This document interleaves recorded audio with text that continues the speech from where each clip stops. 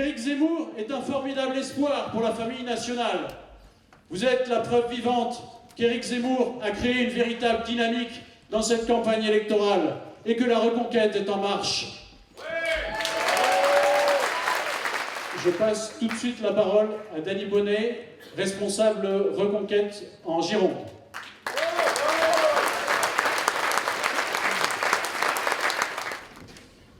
Bonsoir et merci à tous d'être aussi nombreux ce soir. Comme l'a dit Gonzague, voilà, 450 personnes à Libourne. Bravo à vous.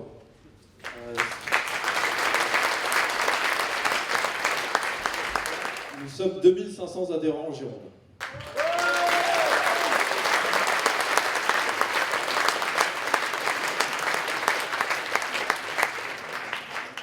Nous avons 73 jours pour convaincre, pour aller chercher les gens un par un autour de nous.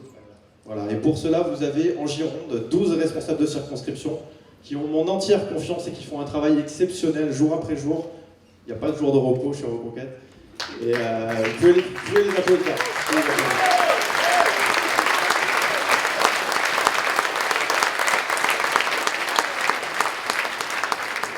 Mesdames et messieurs, je vous demande un tonnerre d'applaudissements pour le président de Génération Z, Stanislas Rigaud.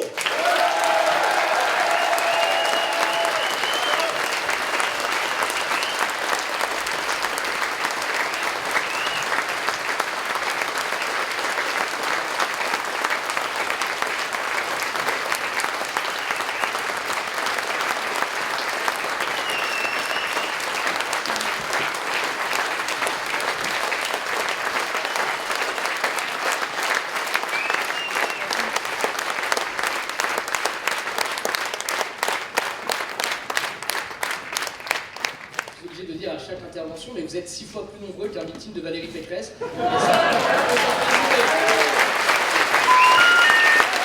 Et c'est vrai que quand nous avons commencé, nous étions une poignée, une dizaine, et aujourd'hui nous sommes presque 100 000 adhérents, et c'est grâce à vous, alors merci.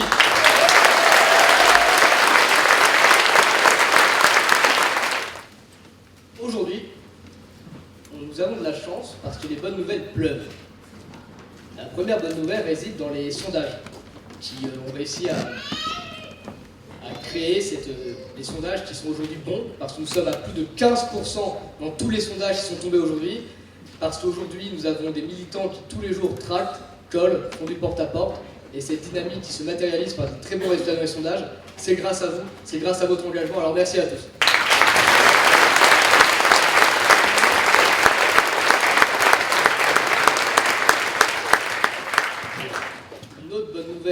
Un petit peu moins altruiste, ce sont les scores de la gauche. Parce que j'ai regardé tout dans le train tout à l'heure en venant avec Alix et Mathieu les scores de la gauche et j'ai pas pu m'empêcher de constater leurs scores avec Christiane Taubira à 3%.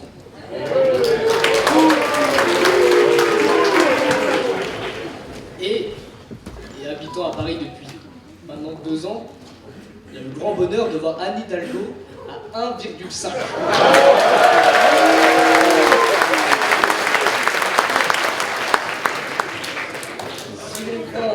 Si l'on prend en considération la marge d'erreur qui est de 2%, elle va bientôt finir dans le négatif.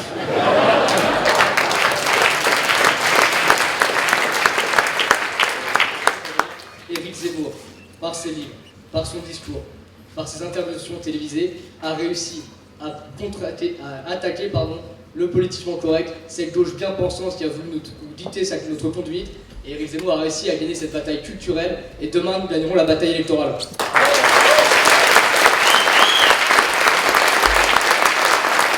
Pendant des années, c'était le vaisseau amiral de la droite et des Français qu'on n'entendait plus nulle part. C'était la personne qui, après une journée compliquée, après une journée avec les infos en continu nous expliquant que nous étions des Anne-Batté, nous étions des Français déconnectés de la ruralité, déconnectés du réel, avec des personnes En Marche comme Benjamin Vigo qui expliquait grosso modo que rouler au diesel et fumer des cigarettes, c'était être un prolo.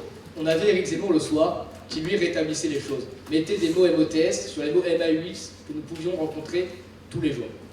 Et moi, à titre personnel, plus personnel encore, mais je me souviens et je crois que toute personne par exemple qui a vécu le 11 septembre se souvient de l'endroit où elles étaient à ce moment-là précis. Moi, c'est pour les attentats que nous avons subis, d'abord à Charlie Hebdo, puis le Bataclan. Et dans ces moments-là terribles, où en réalité, personne n'arrivait à expliquer ces phénomènes et personne n'était en capacité de répondre de la même façon à ces gens-là, personne n'était en capacité de trouver une solution politique, il y avait un homme déjà à l'époque qui s'est levé et qui a dit que ces personnes-là, ces terroristes, il ne fallait pas qu'elles inquiètent les Français. Les seules personnes qui doivent être terrorisées en France, ce sont les terroristes, et ça, Éric Zemmour l'a compris. Et quand Éric Zemmour sera président de la République, les terroristes auront peur et les terroristes seront terrorisés.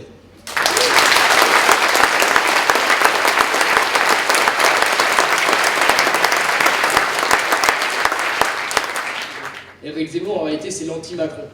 Nous sommes avec un président qui a, par exemple, 2 ministres. Il y en a un, c'est Gérald Darmanin, qui se la joue cow-boy, qui nous explique que, bon, de temps en temps, il faut sortir les muscles. Et puis de l'autre côté, on a Éric Dupond-Moretti qui nous explique que l'insécurité est un sentiment. Un sentiment. Ah ouais.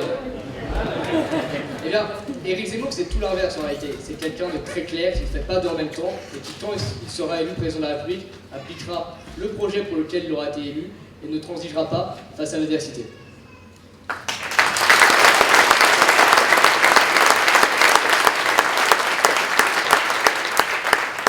Et son programme, vous le connaissez, il est basé sur 2 grands piliers.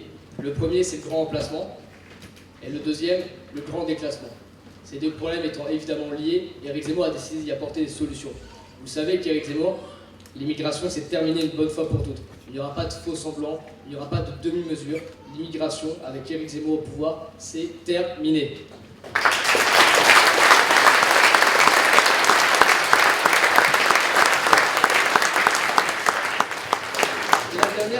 La dernière mesure annoncée à Lille, c'est la mesure qu'il a lui-même, je crois, peut-être avec un petit clin d'œil, mais c'est la prime Z. Donc c'est la prime zéro charge, zéro impôt, qui permettra donc aux employeurs de donner cette prime sans charge ni impôt aux travailleurs méritants, parce qu'avec Éric Zemmour, nous allons remettre l'excellence au bout du jour et finir avec l'assistanat qui a ravagé notre société.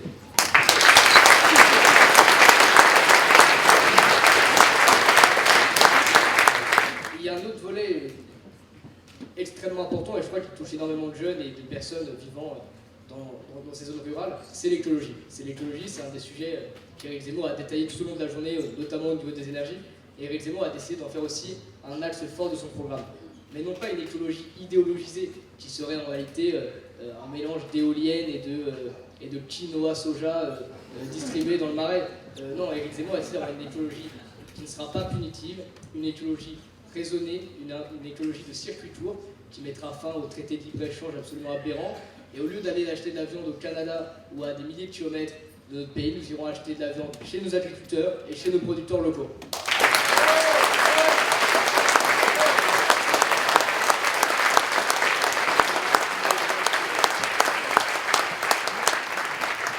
Chers amis, pour ces 73 jours à venir, pour ces 73 jours avant la plus grande victoire politique depuis une 50aine d'années, je vous demande à tous de vous engager, de vous battre chaque jour.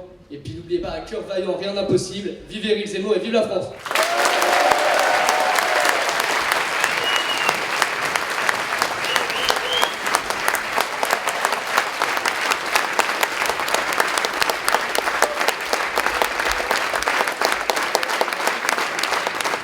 Il était candidat à l'élection présidentielle et a retiré sa candidature pour soutenir Éric Zemmour, président du parti Via la Voix du Peuple, ancien maire de Rambouillet, ancien député. Je vous demande un tonnerre d'applaudissements pour Jean-Frédéric Poisson.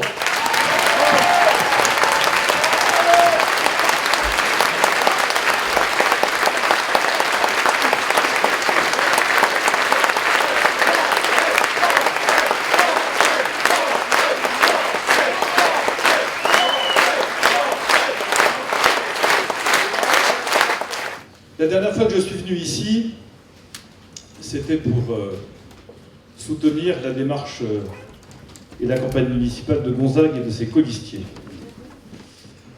Vous étiez ce soir-là, mon cher Gonzague, un tout petit peu moins nombreux. Un tout petit peu moins nombreux. Mais quand je vois la salle de ce soir, je me dis que ça n'a pas marché ici, à l'élection municipale la dernière fois, mais que la prochaine, ça sera la bonne. Merci Gonzague pour l'engagement de cette invitation.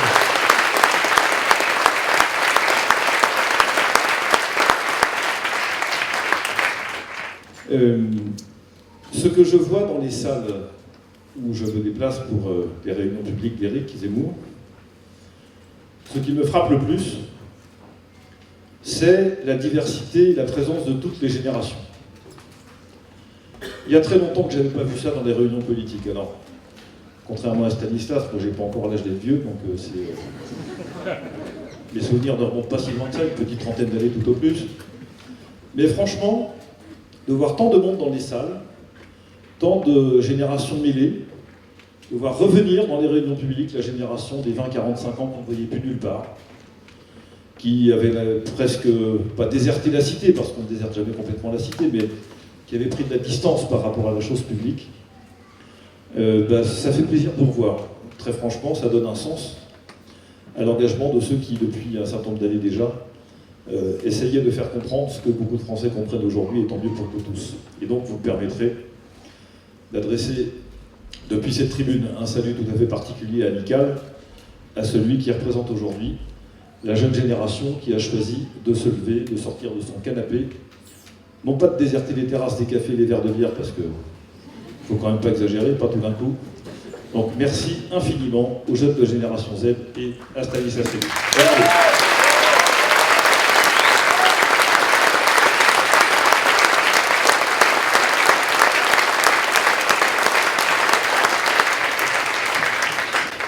La première fois qu'Éric m'a dit qu'il envisageait de se présenter à l'élection présidentielle, c'était il y a une grosse année et demie, presque 2 ans. Pour tout vous dire, j'y ai pas cru. Je me suis dit, d'abord je lui ai dit, tu ne te rends pas compte de ce que c'est. Deuxièmement, je me suis dit, oh, je comprends qu'on ait envie, quand on aime son pays, quand on le connaît, quand on comprend son histoire, quand on le défend tous les jours, dans ses livres ou sur les plateaux de télévision, très naturellement comme une espèce d'excroissance. Il vient l'envie d'aller débattre dans le champ politique et de continuer à défendre, pour exercer le pouvoir et dans ce but, ses mêmes convictions. Petit à petit, cette conviction s'est forgée chez lui. Il a pris sa décision. Et en ayant annoncé ma candidature quelque temps avant lui, même une petite année avant lui, j'avais annoncé que si jamais un candidat présentait un projet politique similaire au mien, ou en tout cas similaire à ce qui me tient à cœur, et qu'il était mieux placé que moi pour le défendre, alors naturellement, par souci d'efficacité, je me retirerai à son profit. Il y a eu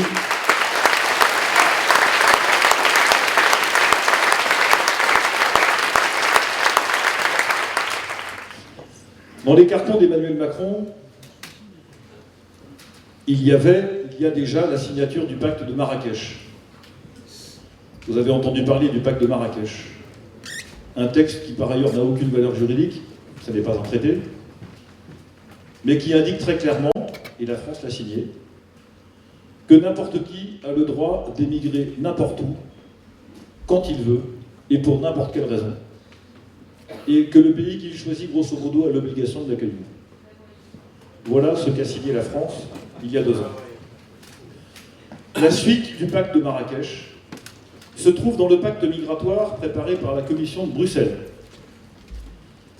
Ce pacte migratoire prévoit que dans les mois qui viennent, l'Union européenne décidera d'un quota, d'un nombre de migrants à accueillir sur le territoire des pays membres de l'Union, un total de personnes, qui seront répartis à proportion de leur population, sans qu'aucun des États de ces pays membres ne puisse y opposer quelque objection que ce soit, sans qu'on puisse refuser, sans qu'on puisse, même partiellement, imaginer une sélection ou un quota. J'ai horreur de ces mots quand on parle des personnes, mais ils parlent comme ça, eux. Et sans qu'on puisse, donc s'y opposer d'aucune manière que ce soit. La présidence d'Emmanuel Macron sera la présidence de l'installation définitive du renoncement de la France à la maîtrise de ses frontières. Voilà ce qui nous est promis. La présidence d'Emmanuel Macron, c'est celle de l'installation d'un impôt européen, une première dans l'histoire. Puisque dans les cartons de la Commission, il y a cette volonté de faire en sorte que toutes les entreprises qui réalisent des chiffres d'affaires grâce à des outils numériques soient taxées à hauteur de 12% du volant de chiffre d'affaires qu'elles réalisent grâce à ces outils numériques. Alors, pour vous dire les choses très tranquillement, je me contrefiche de l'assiette, je me contrefiche du taux. Le motif ne m'intéresse pas. Ce qui m'intéresse, c'est que pour la première fois dans l'histoire, l'Union européenne s'apprête à inventer un impôt européen. Ça n'est ni dans les traités, ni dans nos traditions, mais ça va parfaitement dans le sens de ce que M. Macron a toujours dit de manière très claire.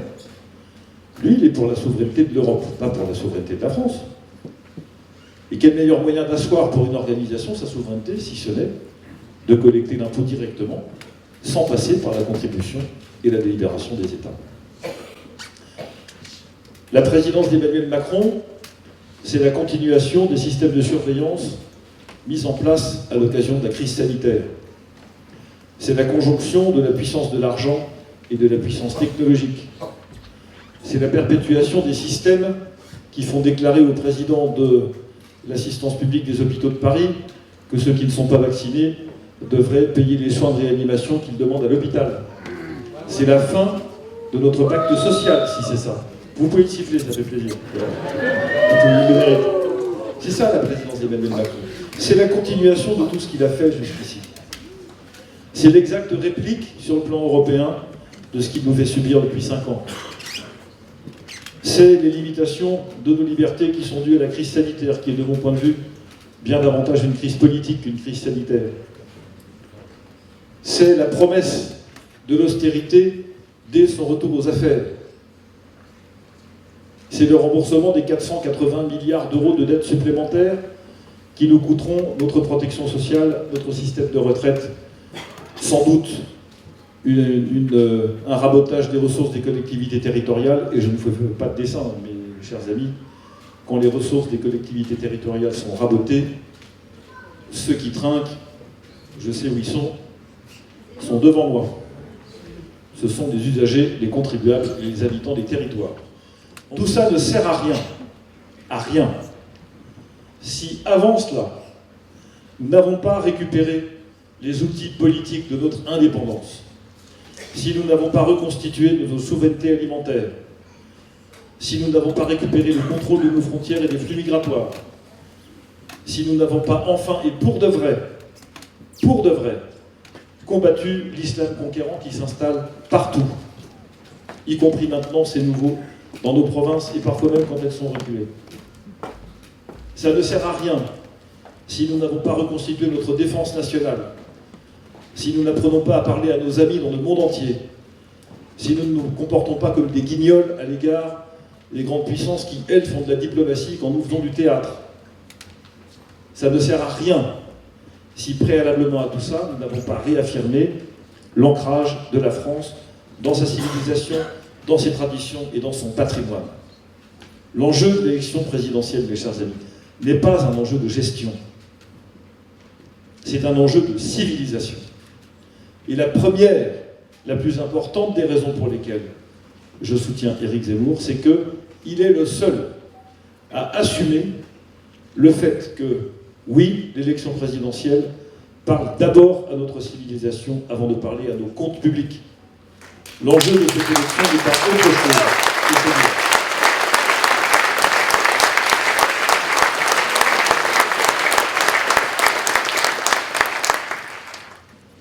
Je n'ai absolument aucune espèce de certitude, et c'est même plutôt le contraire, que le projet politique de Mme Pécresse soit si différent que ça de celui d'Emmanuel Macron.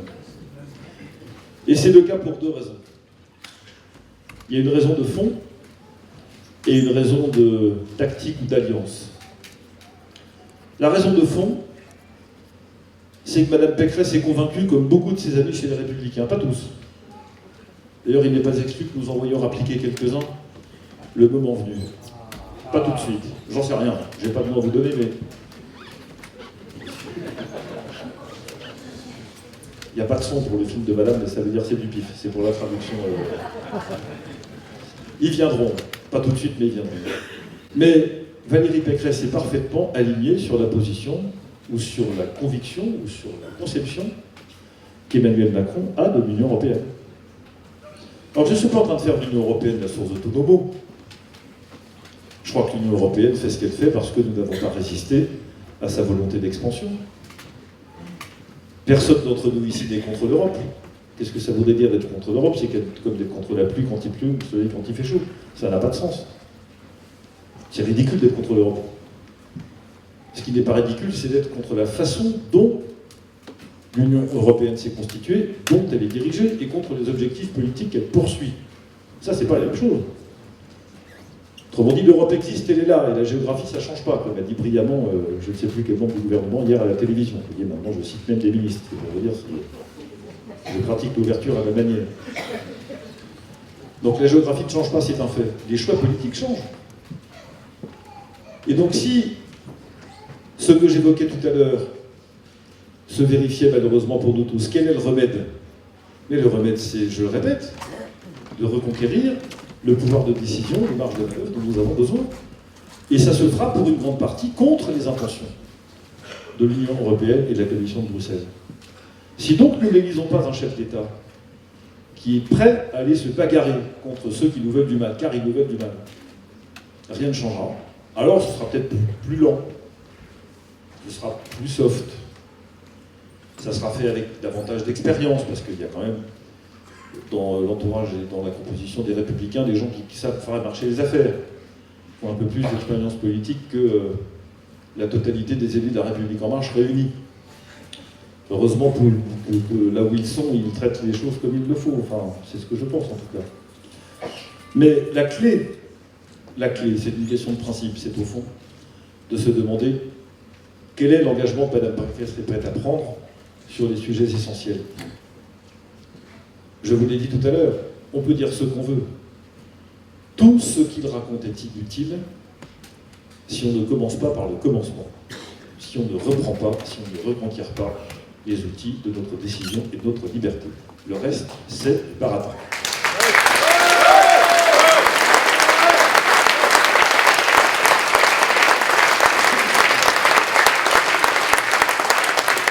Et la deuxième raison, c'est une logique d'alliance. Je l'ai bien connue. Je l'ai bien connu. Ne me jetez pas tout de suite des tomates. Encore que le poisson et les tomates, ça peut se marier de manière tout à fait agréable. Quand j'étais jeune, mais c'est parce que j'étais jeune, un peu moins que Stanislas de nouveau, mais arrête de frimer, ça ne durera pas, tu verras, ça passe très très bien. Mon premier engagement politique, c'était au centre des démocrates sociaux. Alors pour ceux qui ont moins de 50 ans dans la salle, ça ne veut rien dire. Même d'ailleurs un certain nombre de ceux qui ont plus de 50 ans ne s'en souviennent de toute façon pas. C'était les démocrates chrétiens de l'époque. Et alors c'était la grande époque des alliances entre l'UDF et le RPR. Ça parle peut-être un peu davantage, alors ça tombe d'entre eux.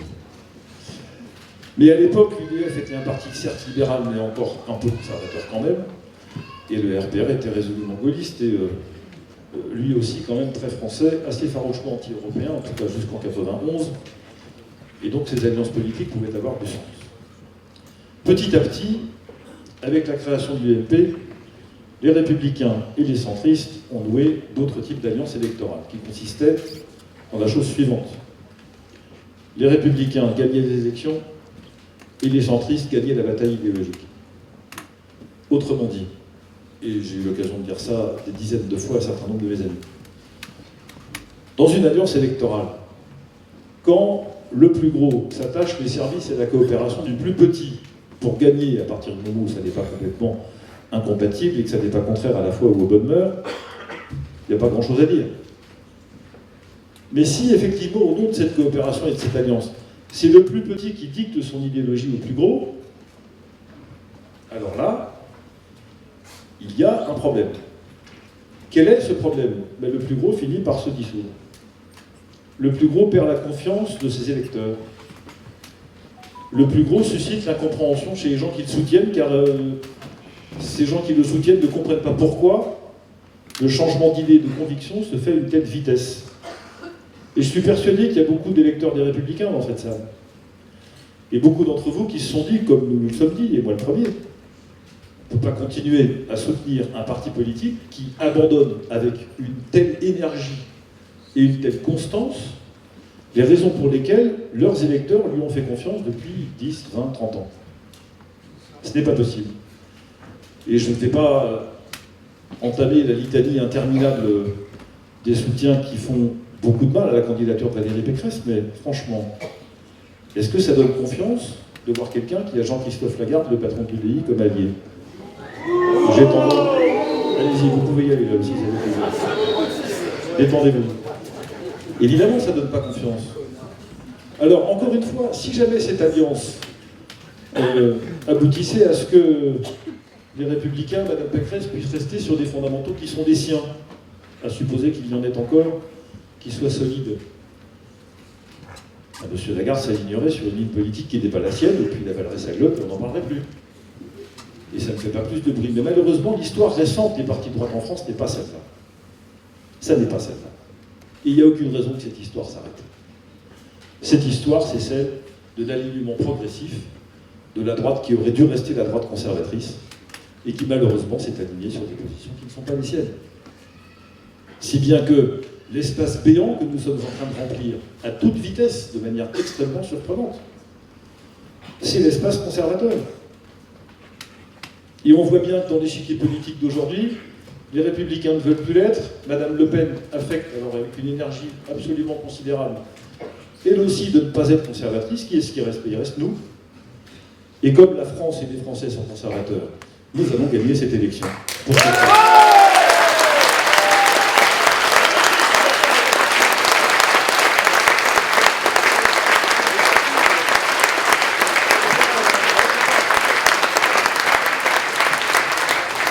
Un journaliste du Monde écrivait il y a quelques jours, ça m'a beaucoup fait rire ça, que nous serions, nous, les soutiens et amis de Éric Zemmour, des passéistes. Ça c'est, merci, des passéistes. Alors, les passéistes en général, ça avec des tas de choses. Ringards, obtus, etc. Enfin, vous avez toute la liste des...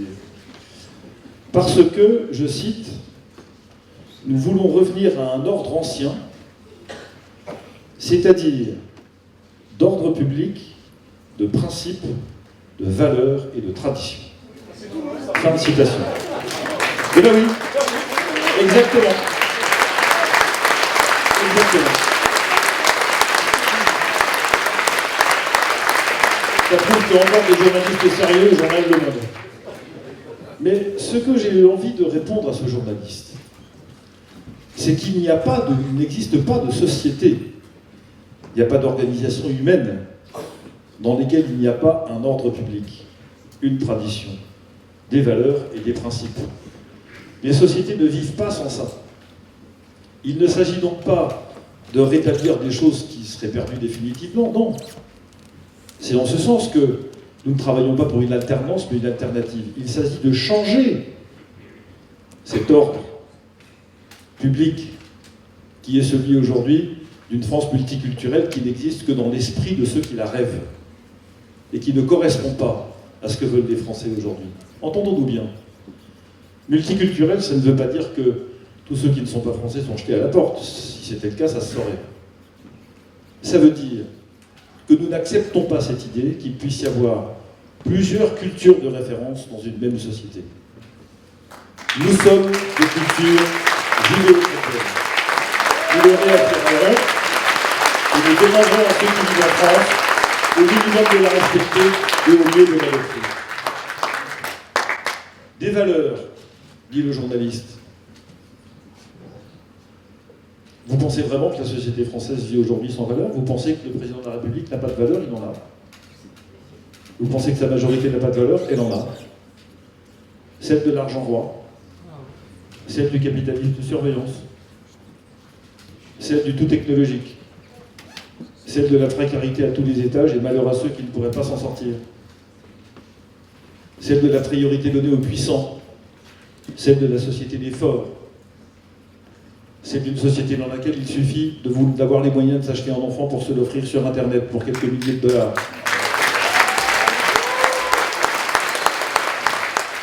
La parce que c'est pour moi un engagement de la première heure. Je remercie ici, chaleureusement, énergiquement, solennellement, Éric Zemmour d'être le seul candidat à s'être engagé formellement à supprimer les passes vaccinales, sanitaires et toutes les passes de toute nature une fois arrivé au pouvoir.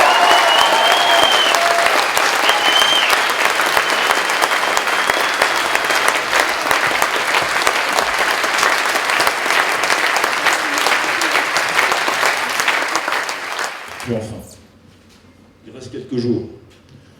Comme dit le poète, il est plus tard que tu ne penses. Quelques jours. Et vous allez voir, ça va passer une vitesse, mais folle. Donc voilà, je ne vais pas vous faire de leçon de morale, j'ai horreur qu'on m'en fasse, donc j'en fais pas, jamais. Je suis sûr que vous savez ce que vous avez à faire. Je suis persuadé que vous êtes convaincus. Je suis absolument persuadé que, malgré peut-être quelques nuances ou divergences, vous savez que le projet présenté par la personne qui est, je ne sais pas où là, c'est le bon projet pour notre pays. Donc vous n'avez qu'une seule chose à faire. Le défendre, le défendre, le défendre et le défendre. Et j'ai la conviction, je vous le dis, j'ai la conviction que non seulement nous pouvons gagner le 24 avril prochain, mais qu'Éric Zemmour et nous gagnerons. Vive la victoire, vive la France. Et merci.